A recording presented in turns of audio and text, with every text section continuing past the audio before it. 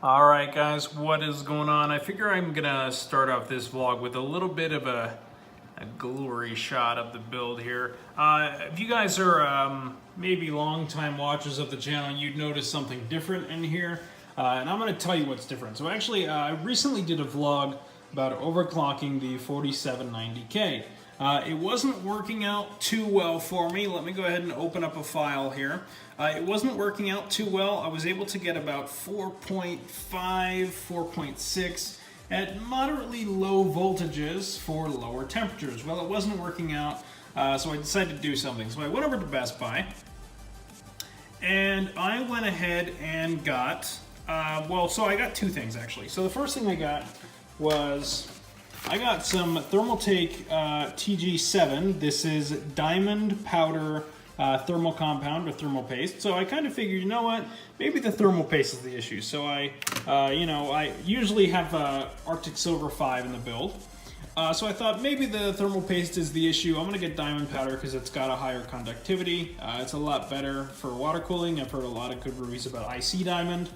So I came home, I turned off the build, replaced the thermal paste on there, and immediately the temperatures improved a little bit. So first off, I pulled up Cinebench. On the Arctic Silver 5 on all of our cores, we had 84, 85, 80, 73. On the diamond powder, we went down to 75, 77, 73, and 67. And during the second test of that, we got to 76, 78, 73, 67. So not a ton of difference between the first round and the second round. And on IDA 64, on just the CPU stress test, I got 67, 68, 65, and 60. So I figured, you know what, that's pretty good. The reason I didn't do FPU on this test was because FPU puts a ton of heat into the system. So I didn't want to do that. So I took it up a notch a little bit. As you guys probably know, I'll just go ahead and put it in frame here. I have had the H100i cooler right here for probably, I'm gonna say almost 5 years.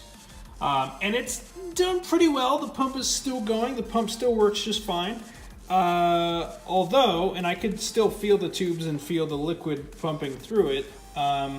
But it wasn't doing the trick for me. So, I scrapped it, I took it out. I almost destroyed my motherboard, my CPU in the process. My desk is a little messy right now because of all this. I decided to get the H100i V2. This is a 240 millimeter all-in-one liquid cooler. It's got the stock fans. In order to get this in, I actually had to make a couple modifications. So first off, I needed to take out the top exhaust fan that was right here in the top of the case above the fan controller. Second thing I had to do, actually I guess I did this by choice. I took out the two LED fans that were in the bottom of the case and the back of the case. And then these are the two static pressure fans that were on top of the radiator in my previous video. These are Quiet Edition. All of these are Quiet Edition fans. These ones I'm not so sure about because these ones would get fairly loud at 100%. Keep in mind, these are all 3-pin fans. So with these, if I turn the controller, if I turn the speed down through the Sentry 2 fan controller, then the LEDs would dim as well. These ones got a little too loud. These ones at 100% and these ones at 100% are pretty damn quiet. They have really low decibel levels, but still, the airflow in here, it's not great, but it's pretty good. It's still cool. And this is an exhaust back here as well. So I took this fan out, and the reason I did that is because, well, first off, I wanted to do a push-pull configuration with these two radiator fans, as well as these ones. So these ones are the default stock ones, and if you listen in, not really making a ton of noise right now. I'll open up Corsair Link to see what they're spinning at. They're not spinning very fast, and when I was doing these stress tests earlier after the system booted, yeah, right now they're running at 1620. The pump is going at pretty much 2880, so pretty much max. I don't have any sort of things set up here just yet, but so far it's done amazingly well. I don't know what it is. Honestly, I thought it was going to be a lot louder, but all of the tests I have done have been incredible, and I'll show you guys those temperatures in just a second here. So yeah, so what I did is I decided to scrap the LED fans because they were on the bottom. The only fans that I have controlled up here right now are one is this right here, these two intake fans. 2 is the one on the bottom, which is an intake as well, and then 5, which is the rear one. Number 3 was this one right up here, and then number 4 controlled all 4 fans on the top radiator, which was insane. They were all going at 100% all the time, besides this one and this one. Those were running at about 50%. These were the LED fans. So, because of how big the radiator is, or at least because of how thick this radiator is, and since the setup is different, I really do like the little Corsair branding on this one though. Considering how, or at least a little bit thicker this one was compared to the H100i, essentially V1, so to speak, I did have to take this fan off, as you can kind of see. Let me remove the dust filter here. You can kind of see where the edge of the radiator comes over into where the 2 screw holes are for that 120 millimeter fan on top. So I took that out, no big deal. Haven't really noticed anything differently. I don't feel air escaping here or anything. I only feel air being pushed through the radiator, so no big deal. So I took that out, and then I figured, you know what, if I'm gonna go for a more or less quiet build, and I'll show you guys right now that this currently is sitting on performance. I never even touched it. It came, there we go. It came on performance as soon as I plugged it in and booted up. It showed H100i V2. The liquid right now, and I'll show you guys as well, currently at a 19 degree Celsius ambient temperature. AC is not on. We have AC right above me here. So the liquid, or the coolant temp, is currently sitting at 25.4. Fans are at 1620 RPM, and the pump is at 2820 RPM. If I put my fingers on the tubes, I can feel the coolant moving through, which is great. I could feel the same thing with the H100i, but it didn't feel as good. And these cables are, these tubes are, not only are they thicker, but they're really, really nice. And the pump just looks, I think the pump just looks great. I haven't toyed around with the LED much at all. These tubes are a little bit longer as well, so they kind of obstruct the view of seeing the Corsair logo, but that's not really a big problem to me. I just didn't want to put it the other way, because then the fans would go like, the fan would probably hit these tubes. So I didn't want to do that.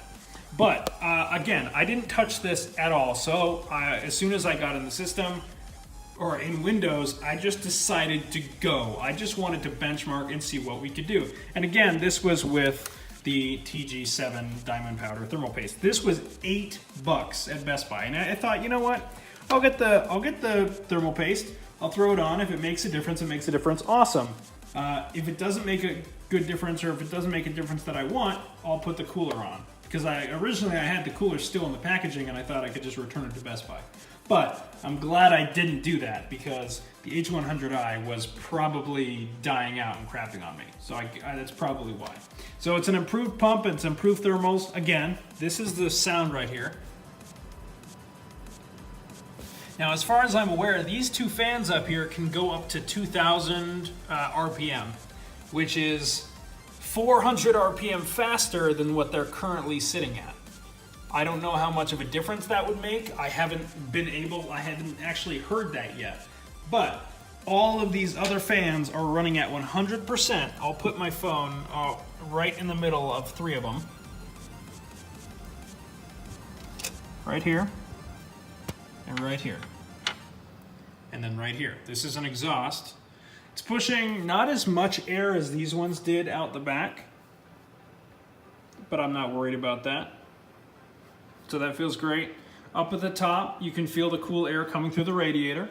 All right, so enough about the actual new AIO, but this is fucking incredible. This is just incredible, and this cooler is amazing, okay? I'm gonna go ahead and pull up the temperatures. So, I was having a lot of issues with the 4790K, even at 4.5 gigahertz, which it's at right now. At 1.205 volts, it's stable. I've run IDA 64, although all of those tests would get me up to 84, 85, 50, and 73 degrees Celsius on the cores. Then I switched to the TG7, so the Thermaltake, the TG7 diamond powder, on the H100i still, and my temperatures were 75, 77, 73, and 67. I was like, okay, yeah, that's fine, whatever. Those are pretty good. But then I realized since we were pretty much getting to 5 years old on the H100i, that it was probably time to install the upgrade for shits and giggles. If it didn't work, it didn't work. I'd send it back, get my money back. Easy, said and done, whatever. So this is on automatic through Corsair Link, and these were my temperatures through CPU ID hardware monitor. On Cinebench at 100% load, I don't remember exactly what the score was. This is only at 4.5 gigahertz. I'm gonna overclock this, hopefully up to 4.6, maybe even 4.7, so I can get renders done and stuff like that a lot faster, but I wanna try to keep the voltage down even with this brand new cooler. Okay, Cinebench temps hit the following. The package at 53 degrees Celsius is at 100% load. 50, 53, 51, and 46 degrees Celsius. It didn't even, I'll even show you guys real temp right now. It's gotten as high as 63 degrees Celsius on one core. Right now, with a couple applications open, we're sitting in the low 20s. It's already hit 18 degrees Celsius. So 1 degree below ambient temperature somehow. I'm not gonna complain about that. I'm perfectly okay with it. But we'll go on. So then I decided to test IDA 64 because IDA 64 puts a shit ton of heat into the system. With the H100i, it was a big problem. But with the H100i V2, again, all automatic. I'm letting the fan controller or the fan splitter from the pump control both of these fans 100% automatically. Now, when I ran IDA 64, CPU test, FPU, memory, and cache, we only hit that 63 degrees Celsius on the cores. And the little note, it's time to overclock.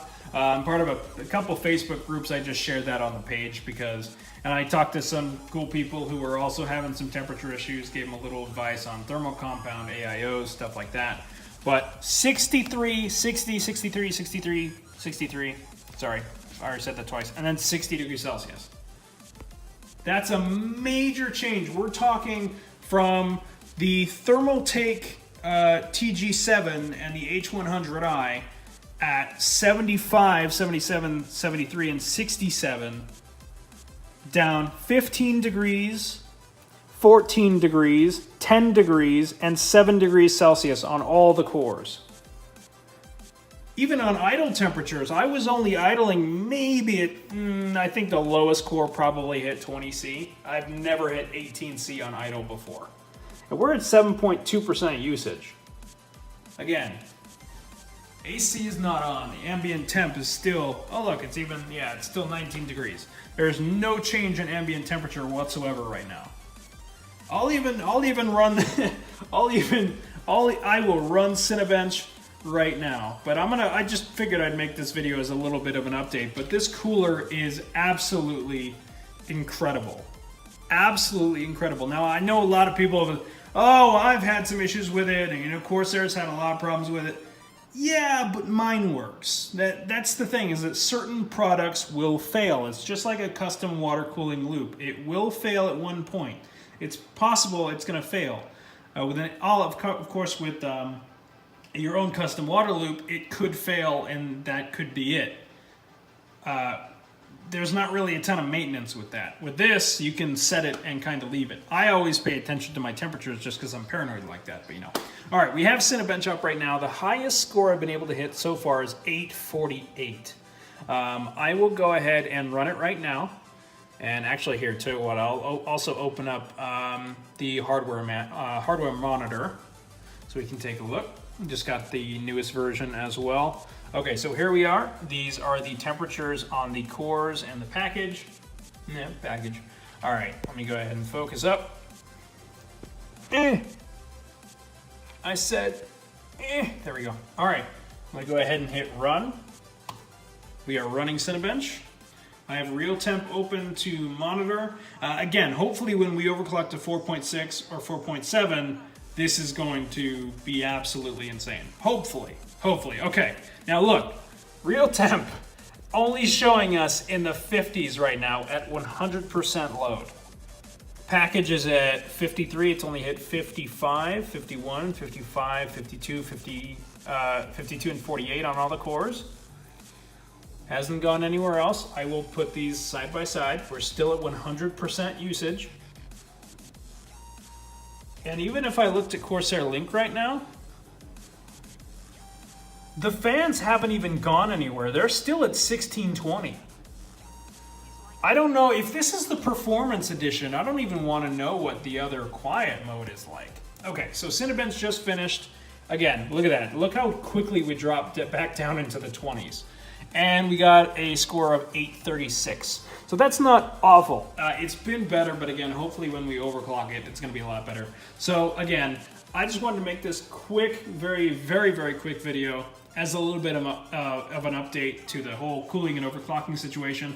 I will let you guys know what happens when it's completely overclocked again, when we're all set on that note, because I'm really excited to see where we can get this chip with this new cooling situation. Other than that, this is amazing. I'm blown away. I'm never getting Arctic Silver again at this point, considering this was $8 at Best Buy, and they give you a little bit more. They give you about 4 grams compared to the 3.5 Arctic Silver. But that's really all I have for this video, guys. I will see you in the next one.